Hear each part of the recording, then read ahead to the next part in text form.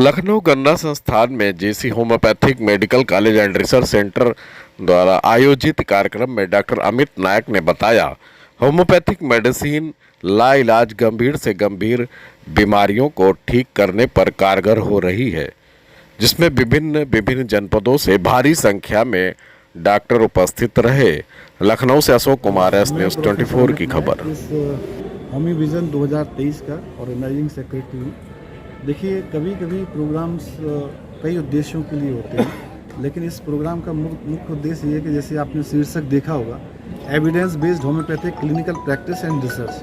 बहुत सारी चीज़ें होती हैं कि जो प्रूफ के साथ नहीं बताई जाती है, और मेडिकल साइंस में हमेशा रिसर्च का एक अलग रोल होता है। और इसका जो टॉपिक है रिसर्च बेस्ड, हमारी जो सोवेनियर भी प्रकाशित हो रही है उसमें जो भी आर्टिकल हम लोग ले रहे हैं कि कहीं ना कहीं से साइंटिफिक प्रूफ ले रहे हैं। तो हमेशा रिसर्च का एक योगदान होता है, और रिसर्च के माध्यम से ही चीज़ों को समझा जा सकता है और प्रैक्टिकली इम्प्लीमेंट किया जा सकता है। तो इसका उद्देश्य यही है कि जो हमारे एमडी स्कॉलर्स हैं, हमारे यूजी स्कॉलर्स हैं, और हमारे जो प्रैक्टिशनर हैं, उनके मन में ये आया कि किस प्रकार से होम्योपैथी, जैसे बहुत बात होता है कि जब अच्छे केस देखते हैं तो कहीं ना कहीं से उनको जागरूकता होती है कि होम्योपैथी में सोरियासिस का केस ठीक हो सकता है, होम्योपैथी में ऑटोइम्यून का केस ठीक हो सकता है। सब पैथी अपनी अपनी जगह अच्छा काम करती है, सबके अपने अपने लिमिटेशन स्कोप होते हैं, लेकिन हम लोगों ने एक कार्यक्रम के माध्यम से ऐसे अवेयरनेस का काम किया है कि कैसे हमारी होम्योपैथी ऐसे केसेस में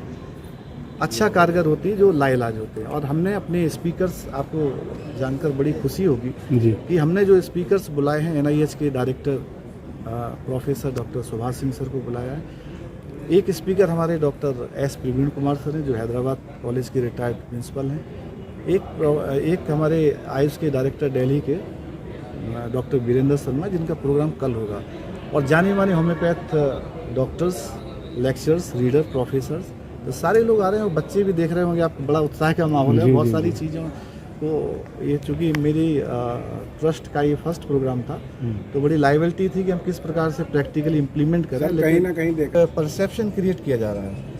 कोई भी केस होता है उसकी नेचर के ऊपर डिपेंड करता है। जैसे डिजीज होती है, एक्यूट डिजीज होती है, क्रॉनिक डिजीज होती है। जब आप क्रॉनिक केस लेके आते हैं, सपोज करिए सोरियासिस का केस आ रहा, 20 साल से अगर हमको ये डिजीज है तो उसको जाने में भी वक्त लगता है जी। तो ऐसे केसेस की, लेकिन अगर कोई कहे कि फीवर का केस है या डेंगू का केस है, तो आप बिलीव नहीं करेंगे, डेंगू का केस 3 या 4 खुराक से भी ठीक हो जाता है। और आपके कई पत्रकार बंधु आते हैं तो बड़ी तारीफ करके भी जाते हैं कि सर मान गए आपको कि, तो ऐसा कुछ भी नहीं है, केस के ऊपर डिपेंड करता है। वाइटल फोर्स में काम करना होता है, ऐसी दवाई देनी पड़ती है जो हमारे वाइटल फोर्स पे काम करती है। तो ऐसे केसेस में जहाँ टाइम लगने की ज़रूरत होती है तो टाइम भी लगता है, और जहाँ जल्दबाजी की ज़रूरत होती है तो जल्दबाजी में भी पेशेंट होम्योपैथिक की जो और डाटाबेस प्रमाण किया था कि आर्स एल्बम, आपने सुना होगा, आर्सेनिकम एल्बम की 6 गोली सब कुछ दे रहे थे और उस टाइम काफ़ी अच्छा काम करती थी। तो ये प्रिवेंटिव मेडिसिन, तो आपने सही कहा, अगर कोई मेडिसिन प्रिवेंटिव दी जा रही है